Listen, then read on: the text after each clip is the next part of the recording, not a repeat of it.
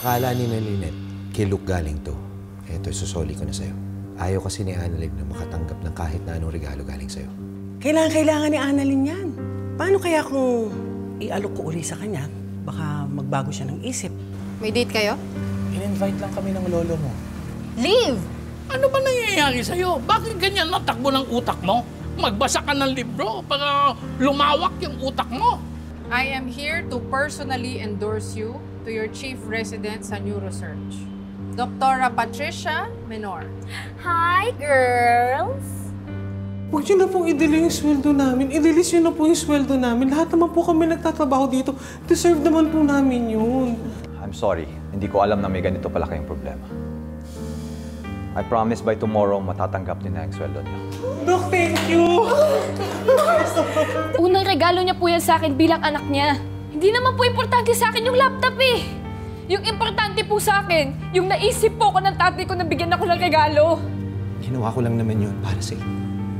Alam ko naman po nakapakanan ko lang din naman po yung iniisip ninyo. Kung ano man ang maging desisyon mo dito sa regalo ng tatay mo, maintindihan ko.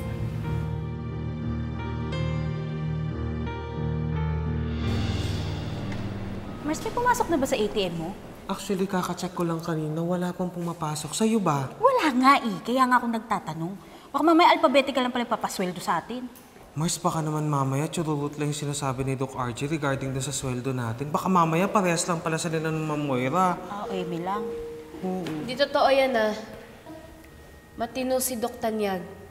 Baka mamaya inaayos niya lang yung sahod ninyo. Di ba na-promise naman siya sa inyo na ayusin niya lahat? Si Doc Tanyag pa ba? Sa bagay. Mag-aantay na lang kami, Doc. Salamat sa pagpapaalala. Sige, Doc. Una na kami.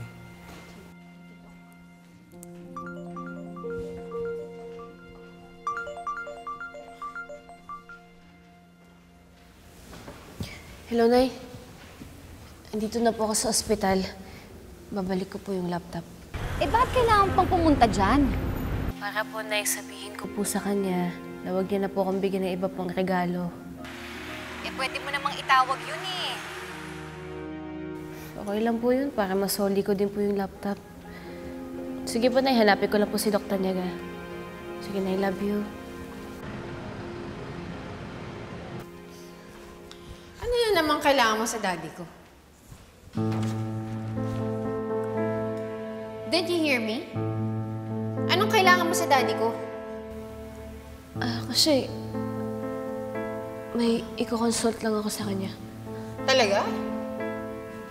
Anong consult mo? Tungkol sa case. What case? Anong pangalan ng pasyente? Anong room number?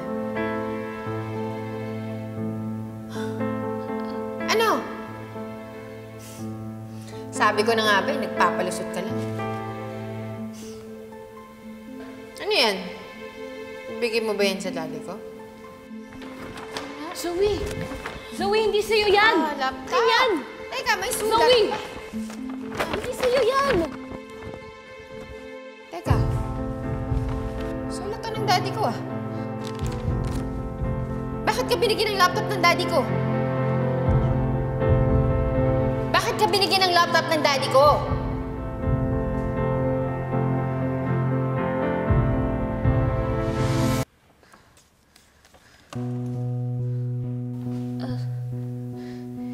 Inutang ko lang to sa kanya. Pero kasi, sabi ng daddy mo, babayaran niya na lang din daw to para sa akin. At tinanggap mo naman. Hut-hutera ka talaga. Kapal ang mukha mo? Doktora Tanyag, Doktora Santos, nag-aaway ba kayo? I know po, Doc. Ganito lang po talaga kayong magkatuwaan. Sige po, excuse me po.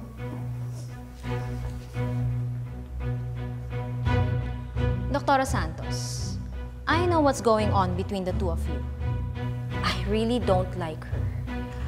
So whatever it is na pinag-aawayan niyo, know that I'm on your side.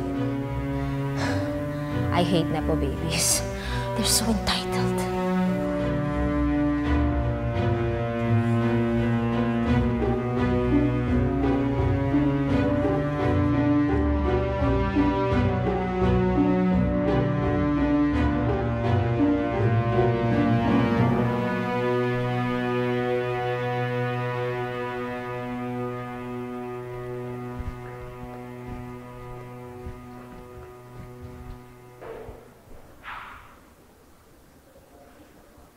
Beng, mukhang malalim ang iniisip mo. Anong problema? Tay, 2 buwan na kasi hindi na sasweldohan yung mga tao sa ospital. Okay. Si Moira kasi nag-mismanage yung funds. Nakapagbitaw na ako ng salita sa mga tao sa ospital. Kaya lang hindi ko alam kung saan ko kukunin yung ganong kalaking halaga. Mali, yung nangako ka nang hindi ka sigurado. Pero tama. Yung binibigyan mo sila ng importansya. Dahil hindi naman lalago yung mga business natin kung hindi ako umasa sa mga pinagkatiwalaan ko. Sige. Huwag mo nang problemahin yung pasahod mo sa mga tao. Ako na sasagot doon. Oh, Pati yung problema na dala niya ng asawa mo si Moira, yung mismanagement ng pondo ng ospital, ako na rin ang gagawa ng paraan. talaga ho, Tay? Oo. Maraming salamat ho. Maiba nga pala ako. Itong anak mo, binastos si Dr. Santos. Wala namang kasalanan yung tao. Inimbita ko lang naman sila ni Doc Luke sa isang lunch para magpasalamat doon sa paggamot nila sa akin. Pero mo, pinagsabihan ng kung ano-ano. Pasensya na ho, Tay. Hindi naman talaga ganyan si Zoe. Kaya lang, may pinagdadaanan siya. Akala kasi niya, si Dr. Santos ang cause ng mga problema niya. Ganon? Napakabait nga nung Dr. Santos na yun eh. Naaliw nga ako sa kanya, hanggang kausap at saka parang ang tagal na namin magkakilala. Sige po. Hayaan niyo, kakausapin ko si Zoe.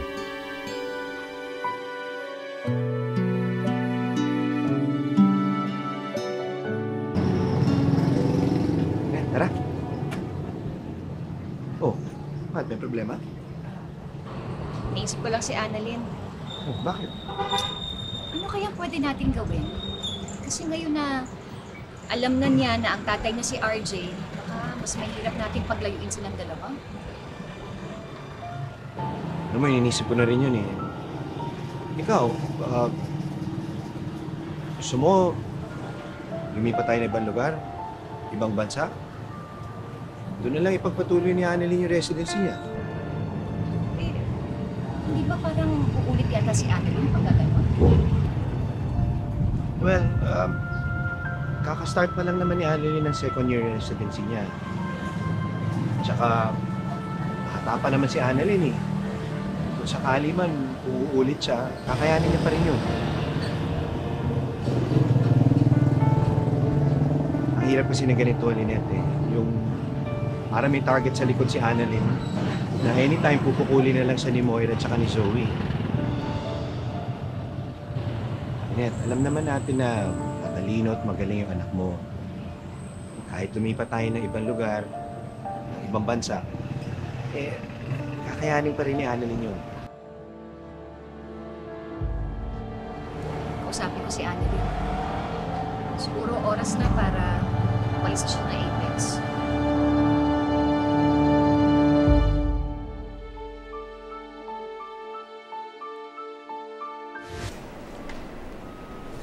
Gusto niyo pong umalis po ako ng Pilipinas?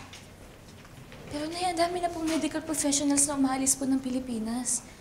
Sino na lang po matitira kung pati po ako aalis dito? Tsaka, Nay, alam niyo naman po, di ba? Since naging pangarap ko po maging doktor, ang gusto ko po, dito po ako sa Pilipinas makatulong para po sa mga kababayan po natin. Alam ko naman yun, anak eh. Pero yung pinag-uusapan naman natin dito, yung residency mo. Pagkatapos naman nun, pwede ka namang bumalik dito.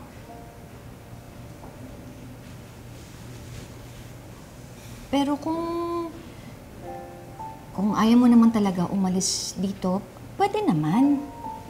Okay naman na hindi. Pero yun nga, ipagpapatuloy mo yung residency mo. Pero kung pwede, anak, huwag dito sa Apex. Pwede pa sa ibang ospital na lang. Nay, gusto niyo pong layuan ko po yung tatay at kapatid ko? Ang gusto ko, lumayo ka sa gulo. Anak naman, tignan mo naman, ang dami-dami nang nangyayari. Halos araw-araw nag-aaway na lang kayo ni Zoe. At hindi lang yun, pati si Ma'am Moira. Palagi ka nalang inaaway, palagi kang minamaliit. Anak, ayaw mo ba ng mas tahimik na residency? Nay, ayoko po lumayo sa tatay at kapatid ko.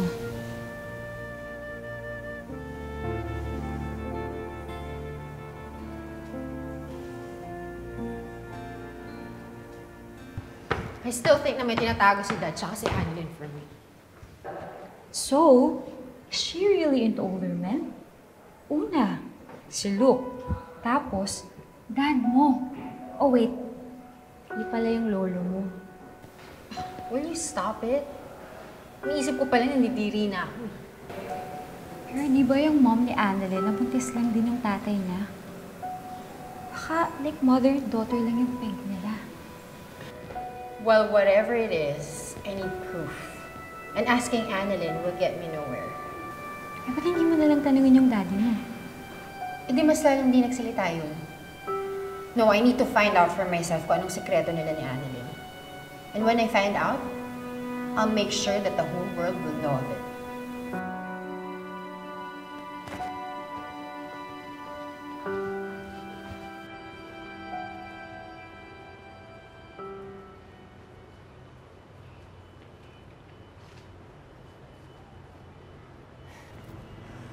Malandi ka? Ibang klase din naman talaga ang timing mo, no? Kung kailan kumukulo yung dugo ko sa asawa ko, bigla ka na lang susulpot? Nakipagkita ka na naman sa kanya, no? Bakit? Asawa mo lang ba ang tao dito sa ospital para isipin mo na siya ang pinunta ko dito? Huwag mo nga akong pilosopuhin. Hindi porkit inamin na ni Robert kay Annalyn ang totoo, eh pwede ka na lang pumunta dito sa ospital ko at makipagkita sa asawa ko. Alam niyo, Ma'am Moira, kung masama akong tao, papatulang kita. Sasabihin ko sa'yo na oo, hanggang ngayon, nakikipagkita at nakikipag-usap pa rin ako sa asawa mo para mas lalong uminit ang ulo mo sa akin. Pero alam niyo, Ma'am Moira, imbis na magalit ako sa inyo, naaawa ako sa inyo. Dahil hanggang ngayon, hindi ka pa rin makapag-move on. I don't need your pity. Layuan mo ang asawa ko. Iyong-iyo na ang asawa mo. Alam mo kung ako lang masusunod? Hinding-hindi ko siya ipapakilala kay Annalyn dahil wala namang magandang naidulot yun sa anak ko. Alam mo kung anong masakit sa akin? Nakikita ko at nararamdaman kong nasasaktan ng anak ko dahil magkaaway sila ng kapatid niyang si Zoe. Hindi ka pa nahihinayang? Nagkabati na sila noon. Tapos ngayon magkaaway na naman sila. Imbis na nag-aaway tayong dalawa, bakit hindi tayo umisip ng paraan para magkabati yung dalawa? Our daughters are better off as enemies. Just like us. Ewan ko sa inyo. Alam mo, Ma'am Moira, balang araw, yung galit dyan sa puso niyo, lalamunin kayo. At dahil doon, masasaktan mo ang lahat ng mga taong mahal mo.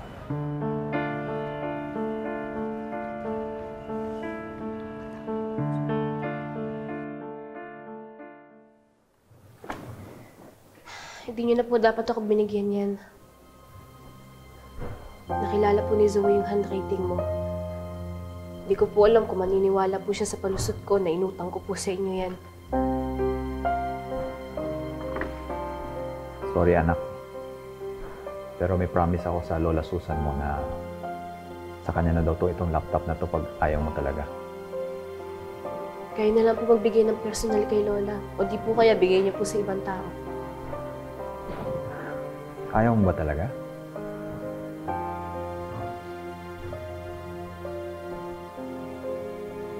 Basta po kapag tingnan po kayo ni Zoe, sabihin po ninyo, binalik ko po sa inyo kasi ayoko po mag-i-issue pa po kami ulit, Dok.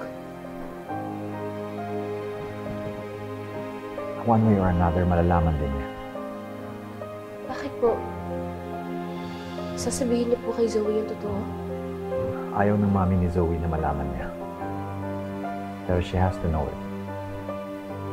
Ayaw ni Mom na malaman ko?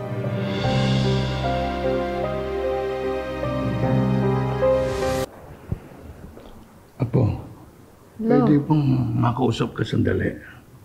Sige po.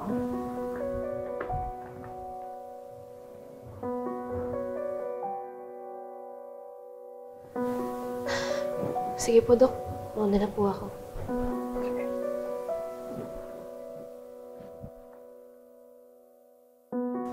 Lo, saan mo po ako dadalhin? Ikaw ba nakapagbasa ka na ba ng maraming libro? What? I don't get it. Lo, bakit ko po kailangan magbasa ng libro? Para lumawak ang utak mo. Hindi ka ba nakikinig sa mga sinasabi ko? Lo, I've read a lot of medical books. Hindi ka nga nakikinig. Teka, nag-apologize ka na ba kay Dr. Santos? Lo, you don't understand. Meron po kaming long history ni Annalyn. And besides, she's not the nice girl you think she is. Sa tingin ko nga, ikaw itong hindi nice eh. Matandaan mo, idol ko si Santa Claus. Yung mga hindi nice, tinatanggal ko sa listahan ko ng pamamanahan. Lo, I'm a good daughter. Just ask my friends. Okay. Pero, mag-apologize ka kay Dr. Santos, okay?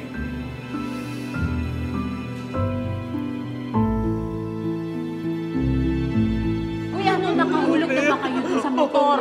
Di ba sabi mo sa akin yun dun sa jowa mo, naghahanap na? Ay, nako. Ako, buti na lang nakapaghulog ka na dun, di ba malaki? Oh, very good ka dyan. Pagkakuha sa ATM. Meron bang Marites Convention dito na hindi ko alam?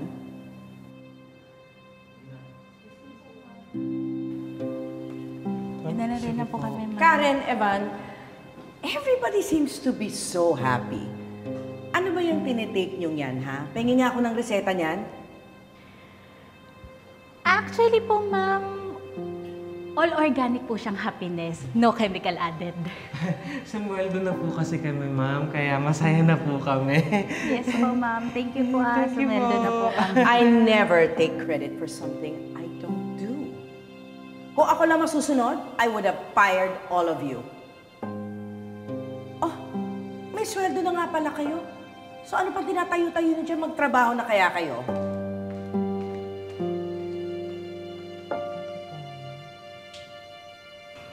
Itong si Ma'am Moira, tinanong niya tayo, di ba? Alam mo, hindi ko siya sagutin. Siguro walang sweldo to, kaya bad mood din. Kaya nga tayo maging masaya, Mars, kasi tayo may sweldo na tayo. Inspired na tayo magtrabaho. Karen, I said back to work.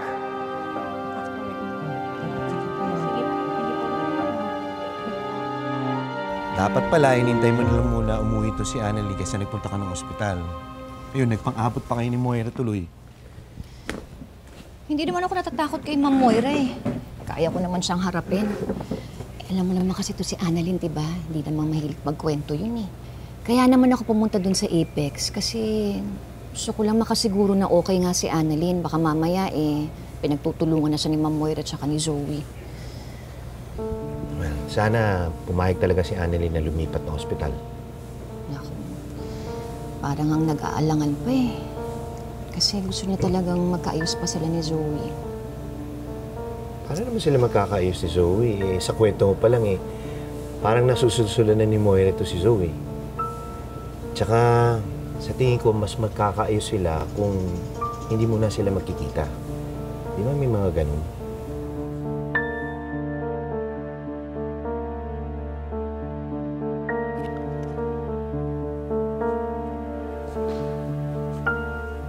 Iha, pwede ba kitang maistorbo? Sige po, ano po yan, Lo? Gusto ko lang ihingi ng dispensa yung ugali ng apo ko nung nag-lunch tayo. Lo, Bakit ka nakikipag-usap dyan? Oh, malputit nandito ka, Zoe. Wala ka bang sasabihin kay Dr. Santos? Ano bang sasabihin ko?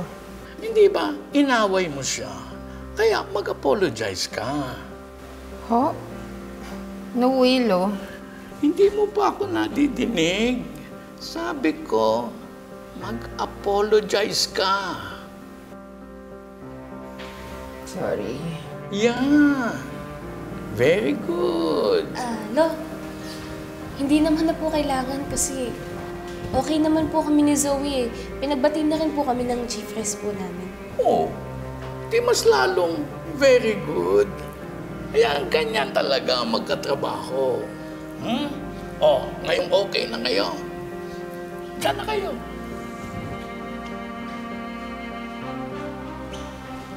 Zoe, sorry. I saw you and Dad talking earlier. Anong pinag-uusapan niyo?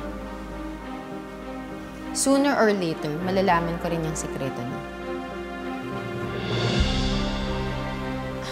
At pwede ba? Huwag ka masyadong pabebe sa lola ko.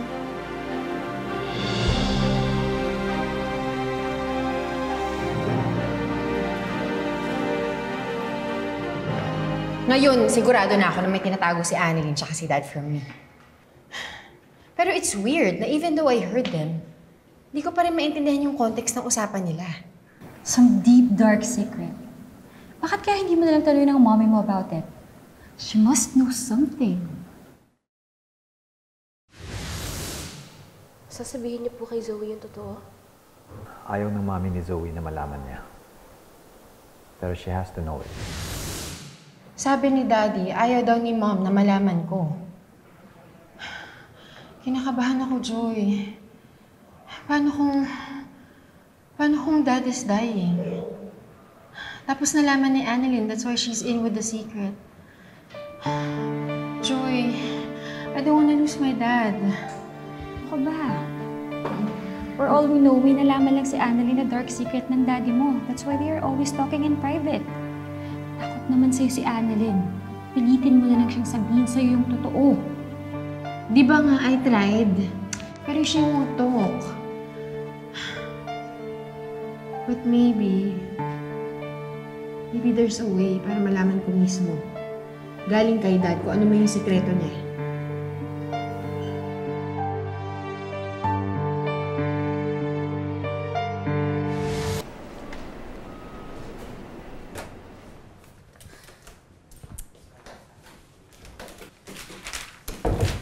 Zoe! Baka bumalik pa yung daddy mo! Hindi na babalik yun, gabi na. Tsaka wala na rin yung sekretary niya. Ang kulit mo, may hahanapin lang ako.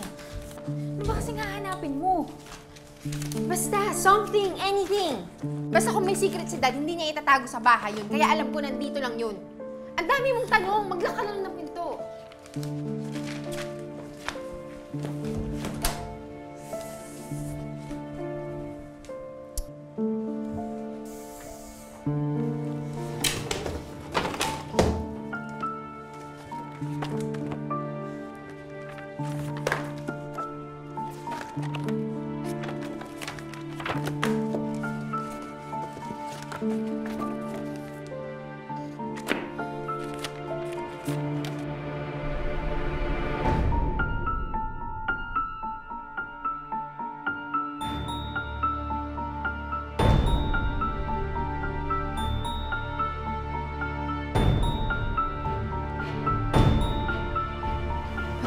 Test.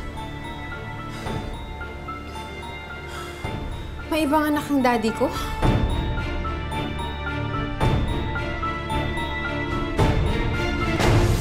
Dok, alam na po ni Zoe yung totoo. Anong ibig mo sabihin? Nakita niya po kasi yung DNA test na pinagawa niya po para sa ating dalawa. Alam niya po na may iba po kayong anak. Bakit hindi mo lang tanungin ng daddy mo, Zoe? Total, hawak mo naman yung DNA test result. Tinanong ko na siya about this before. Nag-deny lang siya and for sure magde-deny lang ulit yun. Pero may importanteng taong dapat makaalam nito. My mom. Ma'am, pagtatanong lang po, with all due respect po, gano'n po katotoo na may bago na pong owner ng Apex? Yes, it's true. Tay, pwede ka ba mag-keep ng secret? Bakit? Ano ba sikreto mo? Tungkol po sa isa ko pang anak. may isa ka pang anak bukod kay Zoe. Tay, ang isa ko pong anak, si Dr. Annalyn Santos.